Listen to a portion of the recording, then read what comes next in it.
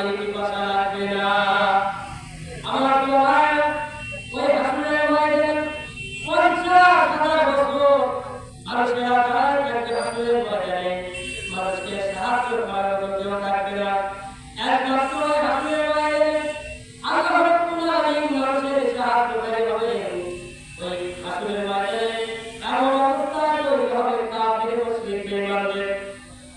ইহুদিরা তারা এই পৃথিবীর জমিনে যারা আল্লাহ বিধান মানে যায়, আল্লাহ এর জীবন যাপন করে যায়, ওই হাসনের ময়দানে সমস্ত মানুষগুলোকে জিজ্ঞাসা করা হবে কে পৃথিবীতে কোন আমল করেছে।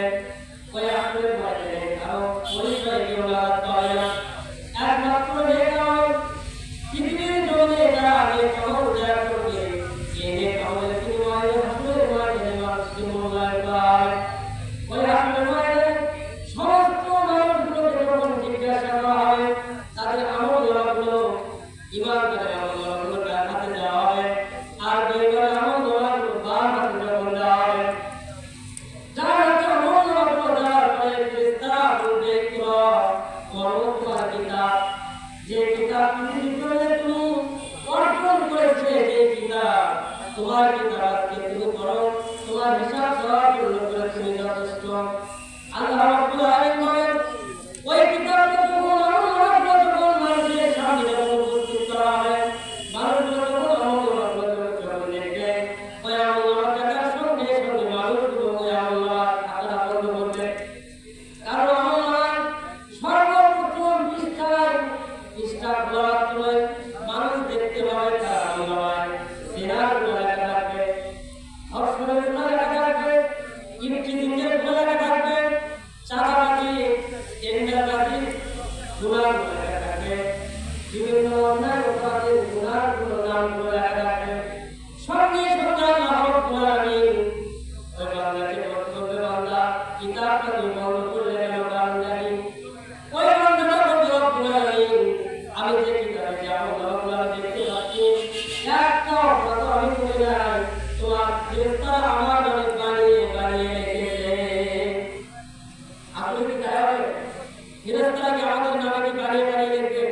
না, কারণ আমাদের দুই কাজে দুই জনের লোক আছে না, আমরা যা করি যা দেখি তাই করা যায়। আল্লাহ রাব্বুল আলামিন সঙ্গে সঙ্গে ওই হাসরের ময়দানে ফেরেশতাদেরকে নির্দেশ দিলেও আমার ফেরেশতারা যে আমার বান্দা কোন স্বীকার করতেছে তার আমলগুলো বানিয়ে বানিয়ে লেখা হয়েছে, তার দুনিয়াতে যে কাজগুলো করেছে সেগুলো তোমরা দেখায় দাও। আল্লাহ রাব্বুল আলামিন বলেন ওই হাসরের ময়দানে মানুষ পালাবার কোনো পথ পাবে না, পালাবার কোনো রাস্তা থাকবে না। এর কারণ সূরাতুল কাহফের 7 নম্বর আয়াতে আল্লাহ পাক বলেন আল্লাহ ইয়ামালু মিসকালা যাররাতিন খায়রান ইয়ারা ওয়া মান ইয়ামালু মিসকালা যাররাতিন শাররান ইয়ারা। আল্লাহ রাব্বুল আলামিন বলেন এই পৃথিবীর জমিনে যে ব্যক্তি কোনো পরিমাণ যদি কেউ যদি নেক আমল যদি করে, কোনো পরিমাণ যদি নেক আমল করে, ওই হাসরের ময়দানে কোটি কোটি মানুষের সামনে ভিডিও সহ আমলগুলো দেখানো হবে। সুবহানাল্লাহ। অনুরূপ পরিমাণ ওমান ইয়ামাল মিসকালা যাররাতিন শাররান ইয়ারা। আল্লাহ তাআলা বলেন কেউ যদি কোনো পরিমাণ যদি অসৎ কাজ করে, কোনো পরিমাণ যদি গুনাহ কাজ করে, আল্লাহ পাক ওই হাসরের ময়দানে ভিডিও সহ মানুষের সামনে দেখানো হবে। প্রতিটি মানুষের আমলগুলো যখন ভিডিও সহ যখন দেখানো হবে ওই হাসরের ময়দানে, এরপরেও মানুষগুলো অস্বীকার করবে।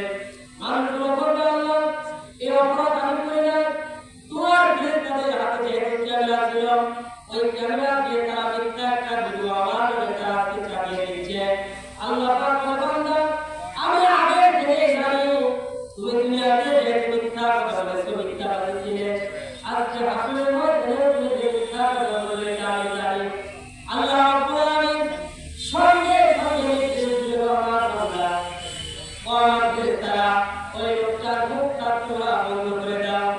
আল্লাহ রাব্বুল আলামিন বলেন আল-ইয়াওমা নাখতিমু আলা আফওয়াহিহিম ওয়া তুকাল্লিমুনা আইদিহিম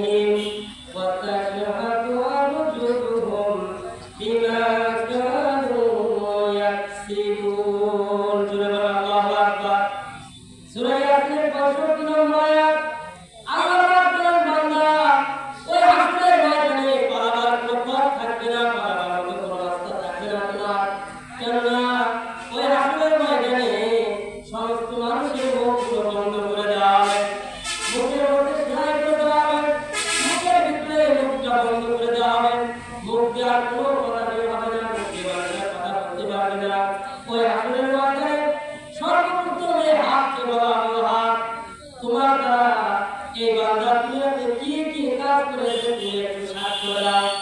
সঙ্গে সঙ্গে হাসলে তোমাদের হাত তুলে আল্লাহ আমাকে এমন একটা মানুষকে আমাকে দান করে দিয়েছে আল্লাহ, এই হাতিয়া দুনিয়া এমন কোনো অপকর্ম নাই এই বান্দা সে অপকর্ম করে না।